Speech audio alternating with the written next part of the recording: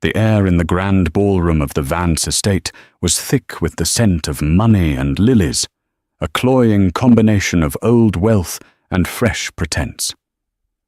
From her position near the French doors, Elena Vance watched the reflection of the party in the flawless glass.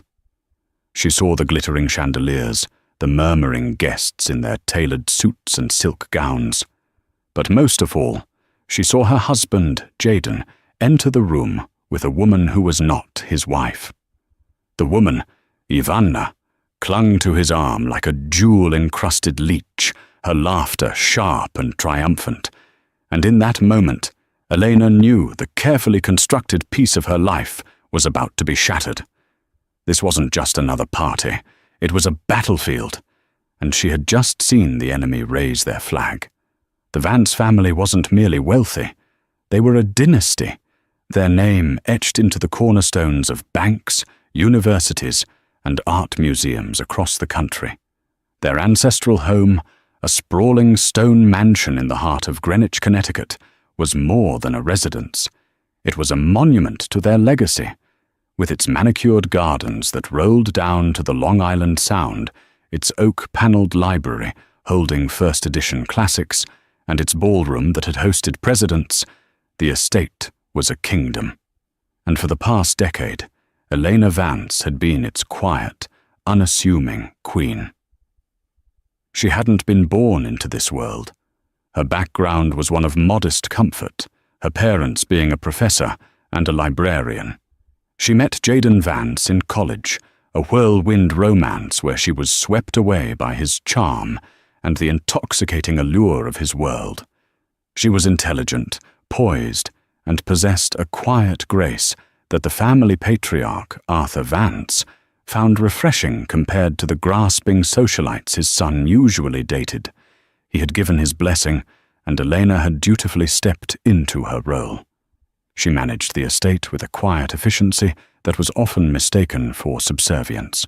She knew the name of every staff member, the favorite flower of every visiting dignitary, and the precise temperature Arthur liked his evening tea. She was the silent engine that kept the Vance empire running smoothly on the domestic front, while Jaden handled the public-facing aspects of Vance Industries, making deals and speeches. Elena ensured the home he returned to was a sanctuary of perfect order. But over the years, the gilded cage had begun to feel more like a prison. Jaden's initial affection had cooled into a polite, dismissive indifference. He saw her not as a partner, but as a high-class household manager. He took her loyalty for granted, her grace for weakness. Their conversations became transactional, revolving around schedules, events, and the needs of his father. The shared laughter and late-night whispers of their youth were distant, faded echoes in the cavernous hallways of the mansion. Her one true ally in the house was Arthur Vance. The patriarch, now in his mid-70s, and battling a degenerative illness that had confined him to a wheelchair, was a man of few words but sharp perception. He had built his empire from the ground up, and he possessed an unnerving ability to see through facades. He saw the way Jaden's eyes would skate past Elena when he spoke to her. He saw the weary sadness that sometimes settled in her expression when she thought no one was looking. Arthur and Elena had forged a deep, unspoken bond. She would spend hours in the library with him, reading aloud from his favorite history books, or simply sitting in comfortable silence as he worked on his memoirs. She tended to his needs not out of duty, but genuine affection and respect. She saw the brilliant, formidable man beneath the frail exterior, and he, in turn, saw the steel spine beneath her gentle demeanor. "You have more of the Vance spirit in you than he does," Arthur had rasped one afternoon, his voice thin but clear, gesturing vaguely in the direction of Jaden's office. "Blood isn't everything, Elena. Character is." The words had been a balm to her wounded soul, but they hadn't changed the reality of her marriage. 2 years ago, Ivana Ricci had entered their lives. She was a marketing executive at a company Vance Industries had acquired. Ambitious, beautiful, in a sharp, predatory way, and utterly shameless. The affair started as whispers, then became an open secret.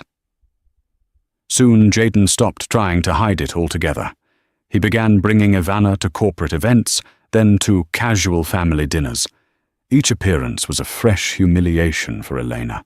She endured the pitying glances of friends and the smug, triumphant smirks from Ivana, who took every opportunity to mark her territory.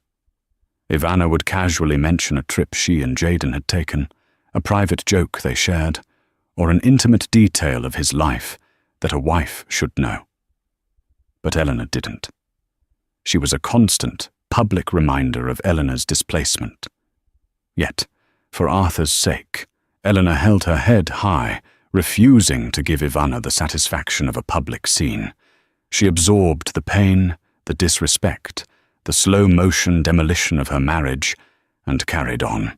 Her endurance was a quiet act of defiance, a promise to herself that she would not be broken. But she knew, with a certainty that chilled her to the bone, that a breaking point was coming for them all. The annual Vance Foundation Gala was the social event of the season in Greenwich. It was a night of performative charity where the elite gathered to write checks, sip vintage champagne, and affirm their place at the top of the societal food chain. But this year, the gala held a deeper significance. It was a dual celebration, marking the Foundation's 30th anniversary, and more importantly, Arthur Vance's 75th birthday. Eleanor had overseen every detail with meticulous care. From the string quartet playing softly in the foyer, to the towering floral arrangements of white orchids and hydrangeas, everything was a testament to understated elegance, a reflection of Arthur's own tastes. She wore a classic navy blue gown by a timeless designer, her only jewelry, the sapphire earrings that had been a gift from Arthur years ago. She moved through the arriving guests with effortless grace, a warm smile for everyone, her voice a low, calming murmur in the rising tide of chatter. She was the consummate hostess, the very picture of Vance dignity. The party was in full swing when Jayden finally made his entrance. He wasn't alone. On his arm was Ivana Ricci, draped in a garish, blood-red dress that was cut dangerously low at the front and audaciously high at the back. It was a dress designed to be noticed, to scream for attention in a room that whispered. Her diamonds were larger, her makeup heavier, her laughter louder than anyone else's. She was a splash of cheap paint on an old master's canvas. A hush rippled through the ballroom as they entered. Conversations stuttered. Eyes darted from Eleanor to Jayden and Ivana, then quickly away. It was one thing to parade a mistress at a restaurant or a nightclub. It was another thing entirely to bring her to the patriarch's birthday celebration, into the very heart of the family home. It was a declaration of war. Jayden, to his credit, looked momentarily uncomfortable. He had the decency to avoid his wife's gaze, his eyes fixed on some point over her shoulder. But Ivana's smile was pure, venomous triumph. She scanned the room as if she were its new queen, her eyes finally landing on Eleanor.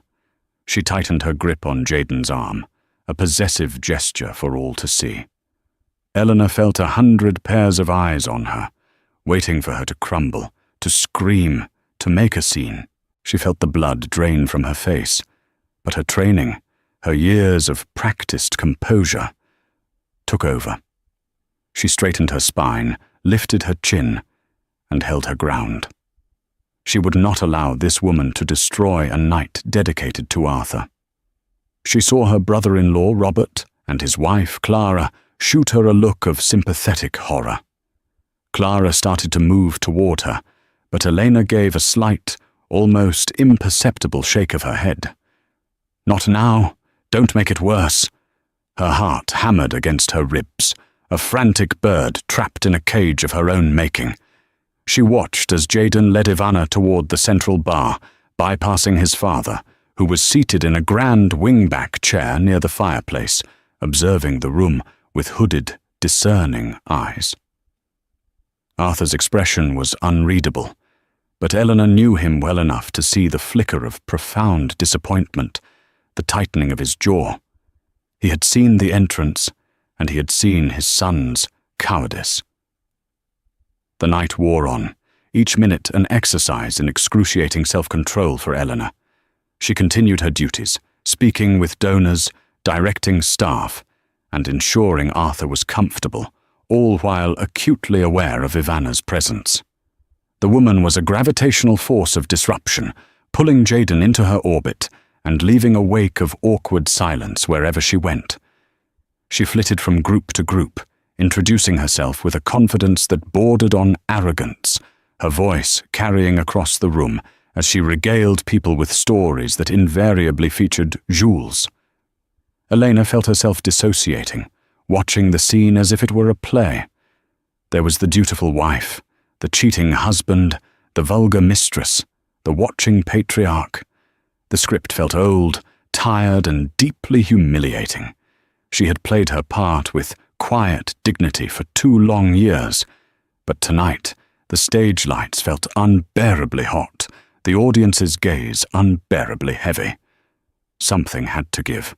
The foundation of her carefully managed world was cracking, and she could hear the rumble of its imminent collapse. The moment of ignition came, as it often does, from a trivial incident. Elena was standing near Arthur's chair, quietly asking if he needed anything, when one of the younger catering staff, a nervous boy named Leo, accidentally jostled a passing guest while carrying a tray of champagne flutes. One of the glasses tipped, splashing a few drops of champagne onto the sleeve of Ivana's crimson dress. "Oh, I'm so sorry, Mum," Leo stammered, his face flushing with mortification as he fumbled for a napkin. Ivana recoiled as if she'd been struck. "Watch where you're going, you clumsy oaf," she snapped, her voice sharp enough to slice through the ambient music and conversation. Several nearby guests turned to look.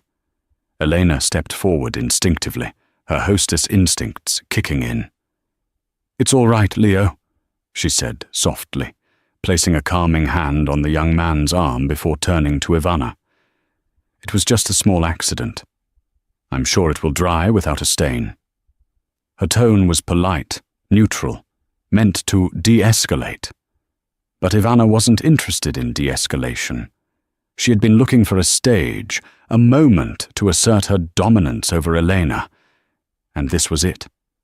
She looked Elena up and down with a contemptuous sneer, taking in the simple, elegant dress and the quiet authority with which she had spoken. "You would know all about cleaning up messes, wouldn't you?" Ivana said, her voice dripping with condescension. She turned to Jaden, who had just walked over to see what the commotion was about. She looped her arm through his, pressing herself against him. "Honestly, Jaden," she said loudly, ensuring everyone within a 20-foot radius could hear, "why do you even keep her around? The paid staff is more useful. Tell your little servant to fetch me another glass of champagne, and this time, make sure she doesn't spill it." The word hung in the air, ugly and obscene, servant. The entire ballroom seemed to fall silent at once. The string quartet faltered, a violin screeching into the sudden quiet before ceasing altogether. Every head turned. Every eye was fixed on the tableau by the fireplace. The humiliated wife, the triumphant mistress, the weak husband, and the silent patriarch. Elena felt the word like a physical blow. It was the culmination of every silent insult, every stolen weekend, every pitying glance she had endured for 2 years. All her pain, her rage, her suffocating sense of injustice coalesced into a single, blinding point of white-hot fury. For a split second, she saw herself lunging forward, felt the imagined satisfaction of slapping the smug smirk off Ivana's face. But she didn't. Instead, a strange and terrible calm settled over her. Her breathing evened. Her hands, which had clenched into fists at her sides, slowly relaxed. She met Ivana's cruel, glittering eyes with a gaze as cold and clear as ice. She didn't need to scream. Her silence was a weapon in itself. Jaden looked utterly lost. He glanced from Ivana's hard, expectant face to Elena's chillingly serene one. He opened his mouth, then closed it, a fish gasping for air. He did nothing. He said nothing. His inaction was a confession, a verdict, a final, unforgivable betrayal.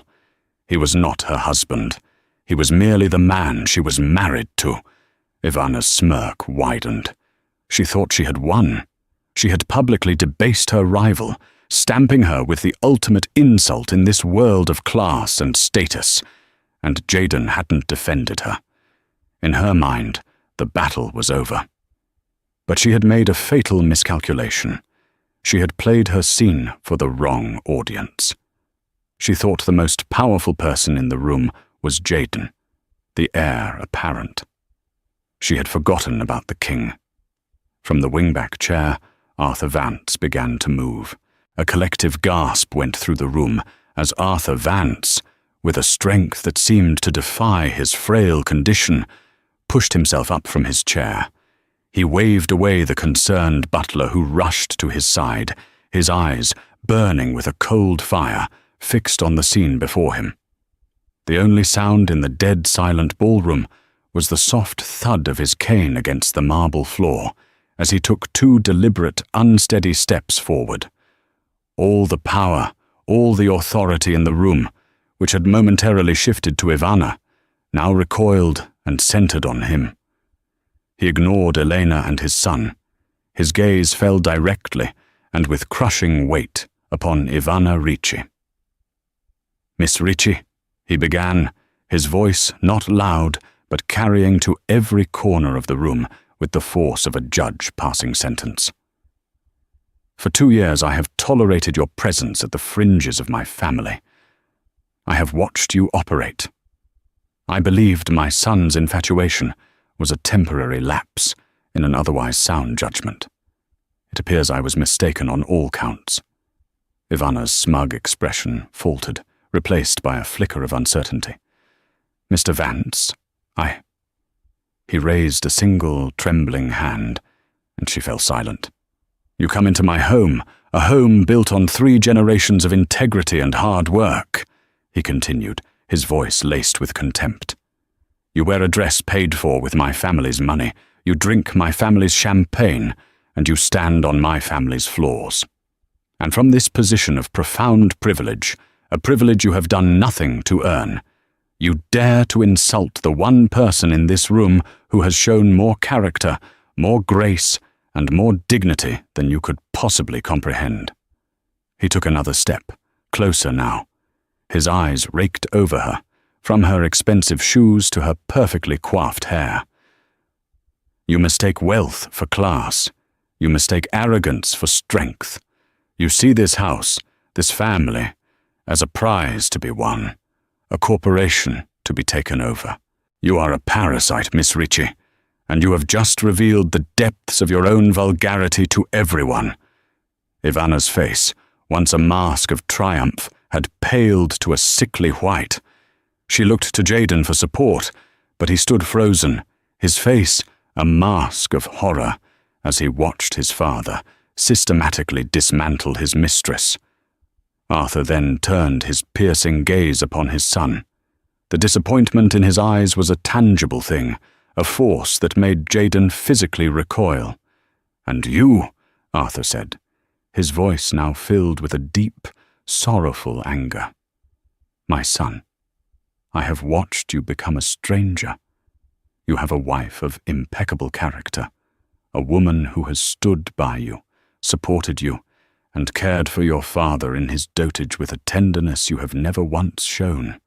A woman who has borne your public humiliations with a stoicism that should have shamed you into being a better man." He gestured with his cane toward Eleanor, who stood still as a statue, tears silently tracking down her cheeks. "Look at her, Jaden. Look at the woman you have thrown away for this." The disgust in his voice, as he glanced at Ivana, was absolute. "You have not only broken your vows to her," Arthur declared, his voice rising in strength. "You have broken my trust. You have dishonored our name. You believe that because you carry the Vance name, you are entitled to the Vance fortune, to this house, to this legacy. You have never understood. The name is not a privilege, it is a responsibility. A responsibility you have spectacularly failed to uphold. The public dressing down was brutal, surgical, and complete." Jaden's face was ashen. He was no longer the powerful heir to Vance Industries. He was a child being scolded by his father in front of all his peers. The power dynamic of his entire life had just been irrevocably shattered. Arthur took a deep, shuddering breath, leaning heavily on his cane. He looked weary, but his eyes were clear and resolute. He had made his judgment. Now it was time for the sentencing. "Mr. Davies," he called out, his voice ringing with authority. "If you would, please." A portly, silver-haired man in a conservative suit, the family's long-time lawyer, stepped forward from the edge of the crowd, carrying a leather portfolio. The final act was about to begin. Walter Davies, the Vance family's attorney for over 40 years, navigated through the parted sea of stunned guests. His face was a professional mask of neutrality, but his eyes held a glint of what could only be described as grim satisfaction. He approached Arthur Vance and handed him the rich, mahogany-colored leather portfolio. Arthur took it with a steady hand. He didn't open it immediately. Instead, he scanned the room, his gaze sweeping over the shocked faces of his friends, business partners, and family members. He was not just a father reprimanding his son. He was a king holding court, ensuring his decree was witnessed by all. "This house," he began, his voice resonating with a quiet power that commanded absolute attention, "is more than brick and mortar. It is the heart of our family. My grandfather laid the foundation stone with his own hands. My father filled these rooms with art and music. I filled them with my own children, hoping they would understand what this place represents. Stability, honor, and legacy. It is a testament that what we build should outlast us." He paused, letting the weight of his words settle. His eyes found Jaden's again, and they were filled not with anger now, but with a profound, cutting finality. "A legacy is not passed on through blood alone," Arthur said, his voice clear and unwavering. "It must be earned. It must be respected. It must be nurtured. You, Jaden, have treated this home like a hotel and its mistress like a concierge. You do not understand its value, and therefore you are no longer worthy of its stewardship." Then he turned to Elena. The hardness in his expression softened, replaced by a look of deep, paternal affection and profound respect. He beckoned her closer with a gentle nod. Elena moved as if in a dream, stepping forward until she stood directly before him. She looked down at her hands, unable to meet his gaze, overwhelmed by the sudden, fierce defense of her honor. "Elena," Arthur said, his voice now gentle, "please look at me." She slowly lifted her head. His eyes were kind, and in their depths she saw a validation that she had been starved of for years. "For 10 years, he said, speaking to her but ensuring everyone could hear. "You have been the true keeper of this family's soul. You have tended to this house not as a manager, but as a guardian. You have cared for an old man with patience and love. You have endured betrayal with a strength I can only admire. You have shown loyalty, grace, and resilience in the face of profound disrespect. You, my dear, understand what it means to be a Vance far better than my own son ever has." He opened the leather portfolio. Inside, nestled on a bed of dark blue satin, was a thick document bound with a ribbon. He carefully lifted it out. "The laws of man say that what is mine I can pass to my son," Arthur declared, "but the laws of decency and justice demand that what is earned should be given to the worthy." He held the document out to her. "This," he announced, his voice ringing with triumph, "is the deed to the Vance estate. Every square foot of this land, every stone of this mansion, every piece of furniture and art within its walls. I have spent the last 6 months working with Mr. Davies to transfer sole, unassailable ownership. It is all legally and irrevocably in your name, effective immediately." He placed the deed into Elena's trembling hands. "This house," Arthur Vance proclaimed, his voice booming through the stunned silence, "belongs to its true mistress." Elena stared down at the document. Her name, Elena Morgan Vance, was written in bold, clear type. It was real. The weight of the paper in her hands was the weight of freedom, of justice, of a future she had never dared to imagine. The gilded cage was hers, and she now held the key. For a long moment, the only sound was the collective, indrawn breath of over 100 people. Then, the silence was shattered. "No!" Ivana shrieked, her voice a raw, ugly sound. "That's impossible. It's his birthright. Jaden, do something!" Jaden was chalk white, his mouth agape. He looked from the deed in Eleanor's hands to his father's resolute face, his mind struggling to process the cataclysmic shift that had just occurred. The mansion, the centerpiece of his inheritance, the symbol of his identity, was gone, given to the wife he had disregarded. "Father, you can't," he stammered, his voice weak and pleading. "This is our home." "It was our home," Arthur corrected him coldly. "It is now Elena's home. You are a guest here, as is your companion." Elena finally looked up from the deed. The shock was receding, replaced by a wave of empowerment so potent it was dizzying. The tears on her face had dried, and her eyes, when they met Ivana's, were no longer soft and forgiving. They were chips of sapphire, hard and brilliant. She took a step toward Ivana, who was still clinging to Jaden's arm like a drowning woman. "I believe," Elena said, her voice perfectly calm and level, cutting through Ivana's rising hysteria. "The party is over." She held up the deed slightly. "As the owner of this house, I must ask you to leave." She paused for effect. "Now." Ivana stared at her, her face a contorted mask of disbelief and rage. "You can't do this! Jaden!" But Jaden was a broken man. He was looking at Elena as if seeing her for the first time, not as a fixture of his home, but as a woman who held all the power. Elena's gaze shifted to him. The years of pain, of quiet suffering were in her eyes, but so was an unyielding finality. "You too, Jaden," she said, her voice devoid of emotion. "You have dishonored me in my home for the last time. Pack your things. I'll have the staff bring your bags to the gatehouse. You have 1 hour. "Elena, please," he begged, taking a step toward her. "We can talk about this." "There is nothing left to talk about," she replied, turning her back on him, a gesture of dismissal more absolute than any argument. "Head of security, please escort Miss Ricci and Mr. Vance from the premises." 2 burly men in discreet dark suits materialized, moving with quiet efficiency. One placed a firm hand on Ivana's arm. She tried to wrench away, her voice rising to a shrill cry.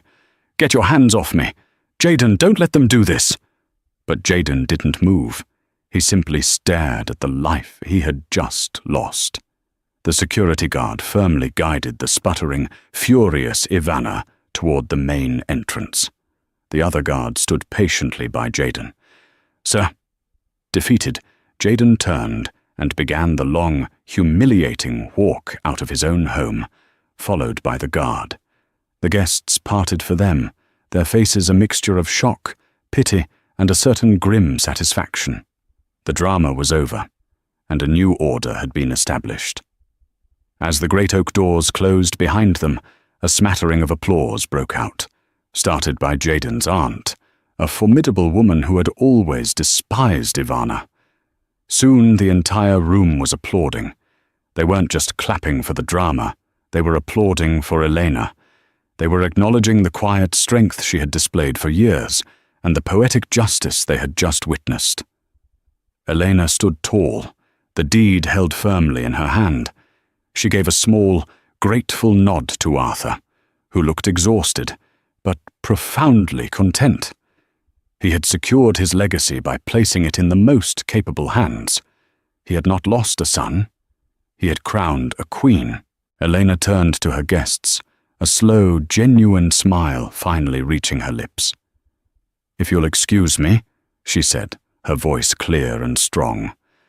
"I have some household matters to attend to." The days following the gala were a whirlwind of decisive action.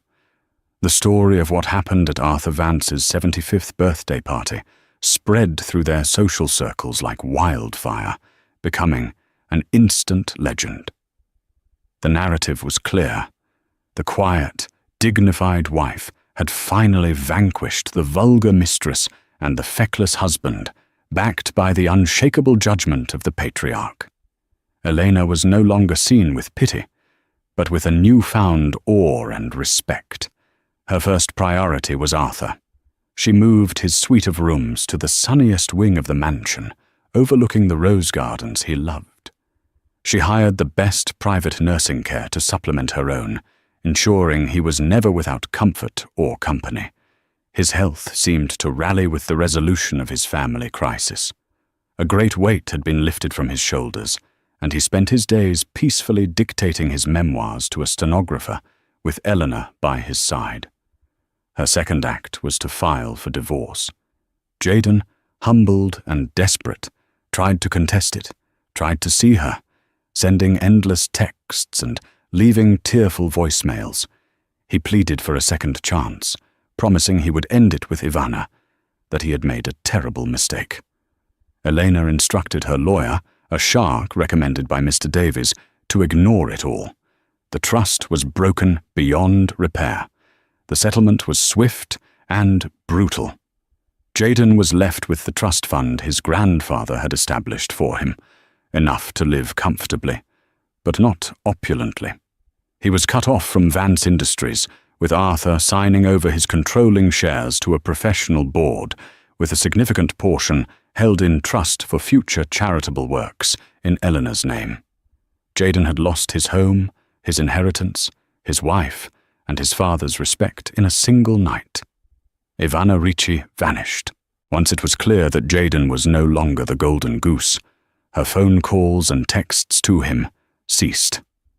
She was scrubbed from Vance Industries' corporate roster and disappeared from the Greenwich social scene as quickly as she had arrived, a footnote in the Vance family saga. Elena, meanwhile, was undergoing a profound transformation. With the weight of her unhappy marriage lifted, she bloomed.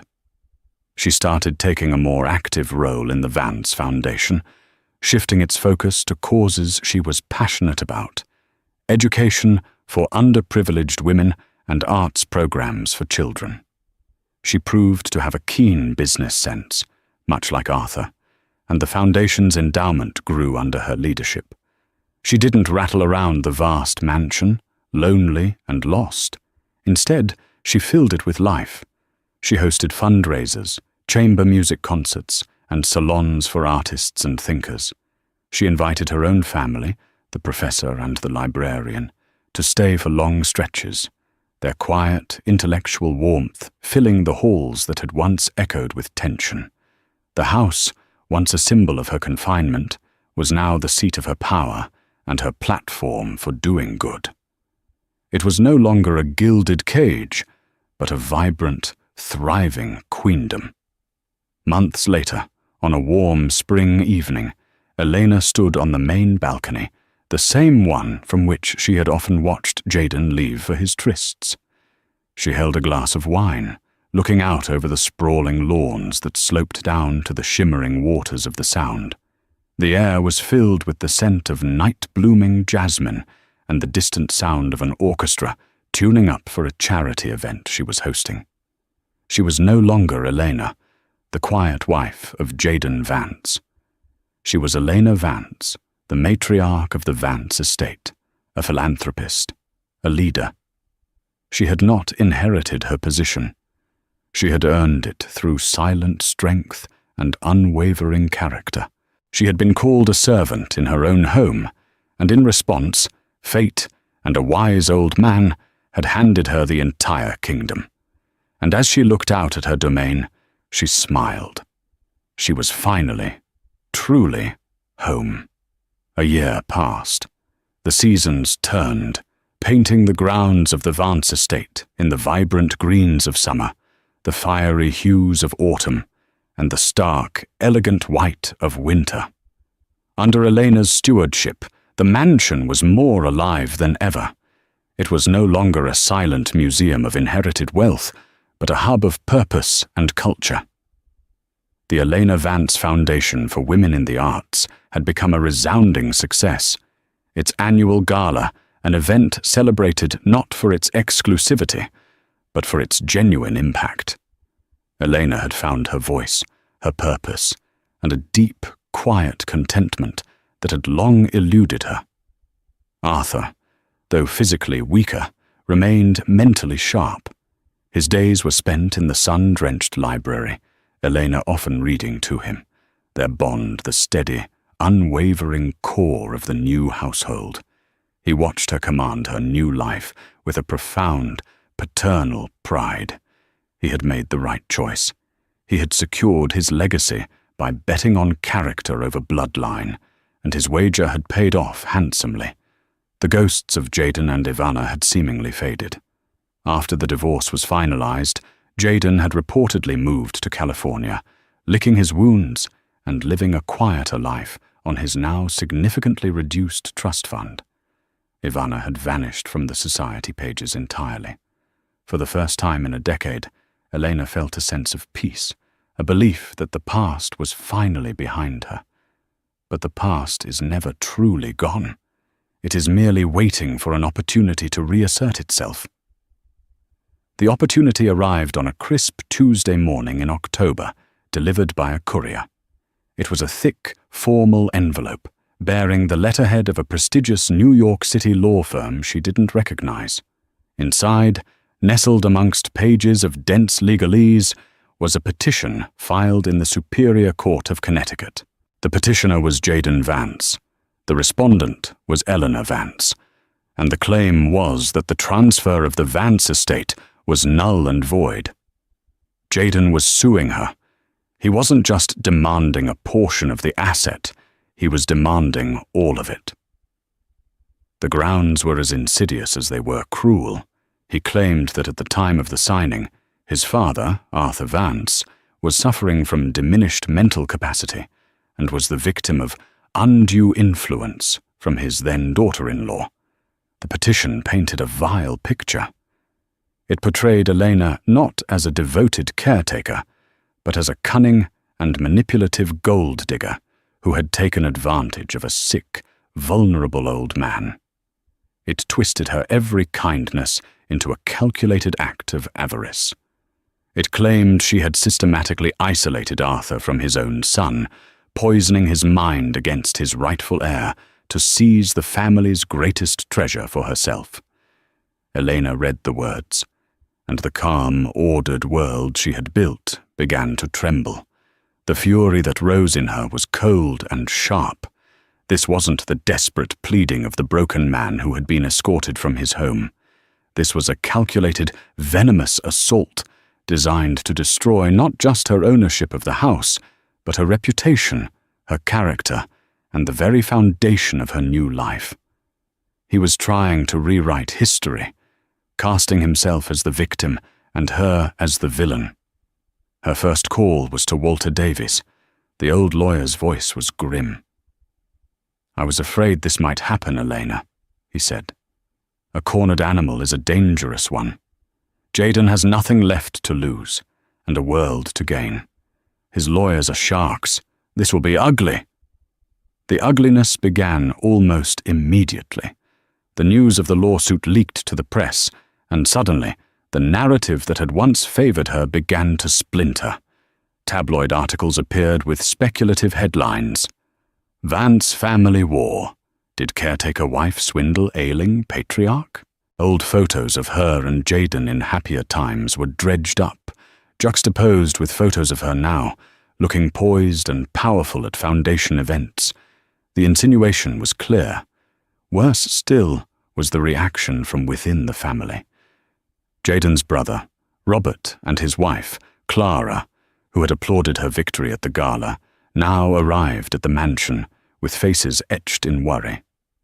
"Elena, we know this is absurd," Robert began, shifting uncomfortably in the formal sitting room. "We were there. We saw what happened. But a public court battle, the things Jayden is alleging, it will drag the family name through the mud." "He's dragging my name through the mud," Elena corrected him, her voice steely. "He is accusing me of being a common thief." "Of course, and it's despicable," Clara added quickly, her tone placating. "But his lawyers will subpoena Arthur's medical records. They will force him to testify, to be evaluated by their doctors. Think of the stress on him in his condition. Is there no other way? A settlement, perhaps? Give Jayden a portion of the value, enough to make him go away." Elena stared at them, a wave of profound disappointment washing over her. She had thought they were her allies, but their loyalty was to the family's pristine public image, not to her or even to the truth. They saw her not as the wronged party, but as an obstacle to a quiet, clean resolution. They wanted her to pay off the man who had abused and humiliated her for years, simply to avoid a scandal. "No," Elena said, the word final and absolute. "There will be no settlement. I will not pay my abuser a single dollar for the privilege of being slandered by him. Your father knew exactly what he was doing, and his wishes were perfectly clear. I will not allow Jayden to desecrate his father's legacy and my honor just to avoid some bad press." Robert and Clara exchanged a look of frustration. "Elena, be reasonable." "I am being reasonable," she cut in, standing up to signal the end of the conversation. "I am defending the truth. Jayden started this war. I intend to finish it." After they left, the vast house felt silent and imposing once more.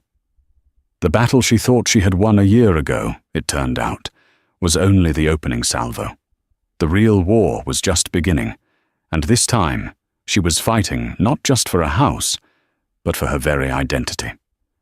She walked to the library where Arthur was dozing in his wheelchair, a book open on his lap. She watched the gentle rise and fall of his chest and felt a surge of protective resolve. Jayden wanted a fight. He had forgotten who he was dealing with. He remembered the quiet, subservient wife. He was about to be reacquainted with the woman who now owned his world. The legal battle began in earnest, a grueling process of depositions and discovery motions. Jayden's lawyers were relentless. They subpoenaed years of financial records, household staff rosters, and private emails, searching for any scrap of evidence they could twist to fit their narrative. The centerpiece of their strategy was the deposition of Elena herself. They sat across from each other in a sterile, wood-paneled conference room in Hartford. Jayden was there, looking thinner, harder, his eyes filled with a resentful fire. He avoided looking directly at her, instead whispering to his lead attorney, a man with a predatory smile named Marcus Thorne. For 6 hours Thorne questioned Eleanor. He was condescending, invasive, and deeply personal. He brought up her modest upbringing, insinuating she had married Jaden for money. He asked about every large purchase she had ever made, every trip she had taken. He twisted her management of the household into a campaign to control every aspect of Arthur's life. "Isn't it true, Mrs. Vance," Thorne sneered at one point, "that you systematically fired staff loyal to Mr. Jaden Vance and replaced them with people loyal only to you?" "I replaced staff who were incompetent or disrespectful," Elena replied calmly, her hands folded on the table. "My loyalty was to the smooth running of the household and the well-being of my father-in-law, who was the owner of the home." "Your father-in-law, who you admit was seriously ill," Thorne pounced. "So ill, in fact, that he was easily confused, easily led?" "My father-in-law was physically frail, but his mind was, and is, as sharp as a razor's edge," she said, her voice like ice. "A fact you will soon discover." Throughout the ordeal, Eleanor remained unshakable. The woman who once flinched at a harsh word now met every attack with poise and precision. She answered every question with the simple, unvarnished truth. Her composure clearly unnerved Jaden and frustrated his attorney. They had expected her to crumble, to become emotional and contradictory. They had underestimated her completely. After the deposition, Eleanor met with Walter Davies. "They have nothing, Eleanor," the lawyer assured her. "It's all insinuation, but their entire case rests on convincing a judge that Arthur's mind was failing. They will push for a court-ordered competency hearing. It will be a circus." "They won't get the chance," Elena said, a look of quiet determination in her eyes. "Arthur and I prepared for this. Jaden thinks his father is his pawn. He's forgotten that he was always the best player in the game." A week later, Elena instructed Davies to make an offer to the opposing counsel. It was not a settlement, it was an invitation. She invited Jaden, Robert, and their respective lawyers to a private meeting at the Vance estate.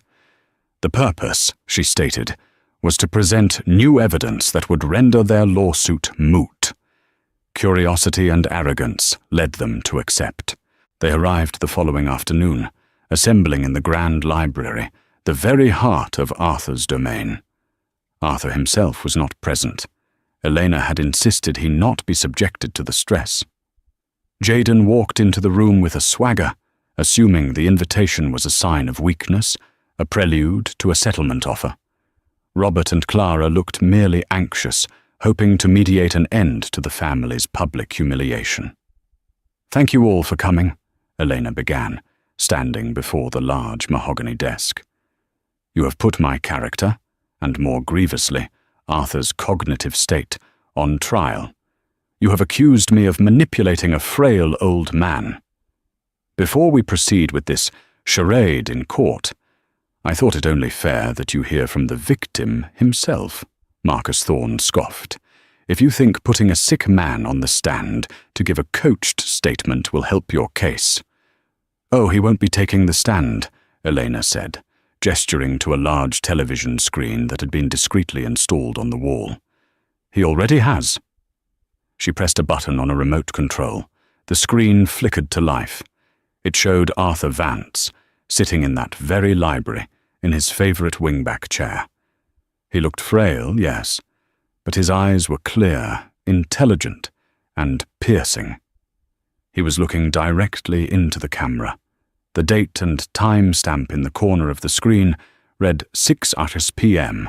on the evening of the gala, just 2 hours after he had signed the final deed transfer documents with Walter Davies, who was sitting just out of frame. "I am Arthur Vance," he began, his voice raspy but firm. "I am recording this statement of my own free will, in full command of my faculties, to clarify the legal and moral reasoning behind my decision to transfer the title of my home to my daughter-in-law, Elena Morgan Vance." Jaden's face went pale. Robert leaned forward, his expression frozen in shock. "My son, Jaden," Arthur continued, his gaze unwavering, believes this house is his birthright. A birthright is a concept for kings and fools. In the real world, things of value must be earned, or at the very least, respected. Jaden has done neither.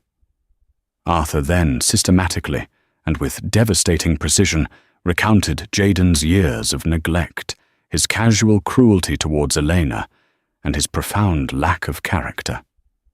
To bring that woman, Ivana Ricci, into my home on the night of my birthday was not just an insult to his wife. It was a final demonstration of his pathetic weakness. A man who cannot control his own base impulses cannot be trusted to be the steward of a legacy. The camera seemed to zoom in slightly on Arthur's face. Let me be perfectly clear for any court or any person who may question my state of mind. This was not an act of anger. It was an act of clarity. I have watched Elena for 10 years. I have seen her integrity, her strength, her compassion. She has honored the responsibilities that Jaden has shirked. She has shown more Vance character than he ever has. The house is not a reward. It is a recognition of who she is. Then Arthur's gaze seemed to soften, but his words sharpened. And to my other son, Robert, he said, and Robert visibly flinched. You may wonder why I did not pass the estate to you. It is because your defining characteristic has always been the avoidance of conflict. You are a good man, but you are not a strong one. You would have placated Jaden. You would have sold the estate to keep the peace. You would not have fought for it. Eleanor will. The video ended. Arthur Vance, from the past, had delivered the final, unassailable judgment. The silence in the room was absolute, broken only by a small, strangled sound from Jaden. He stared at the blank screen, his face ashen. He had been so sure of his father's weakness, so convinced of his own victimhood. In 5 minutes, his father had dismantled his entire case, his entire sense of self, with the cold, hard truth. Elena stood quietly, allowing the weight of Arthur's words to fill the room. There was no triumph on her face, only a sad finality. Marcus Thorne was the first to speak, clearing his throat. This is highly unorthodox, but compelling. He knew, as did everyone in the room, that the video was a silver bullet. No judge would rule against such clear and convincing evidence of Arthur's intent and lucidity. The lawsuit was dead. The next morning, Jaden's lawyers formally withdrew the petition. It was over. Jaden left the estate that day without another word.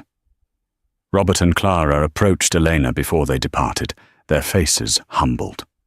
He was right, Elena, Robert said, his voice heavy with regret. About me. About everything. Forgive us for doubting you. Elena simply nodded. The war was finally, truly over. She had fought for her home, her honor, and for Arthur's legacy. And she had won. Standing alone in the quiet library, she looked out the window at the sprawling gardens. The echoes of the past had faded, replaced by the promise of a future she would build on her own terms, a future built not on birthright, but on character. In the end, this wasn't just a story about a cheating husband or a scorned wife. It's a story about the true nature of value. Ivana and Jaden saw value in money, status, and fleeting passion. But Arthur and Eleanor understood that true worth lies in character, loyalty, and quiet dignity. The Vance mansion wasn't just a prize. It was a symbol, and it was ultimately entrusted to the person who cherished what it stood for. Eleanor's victory wasn't just in getting the house.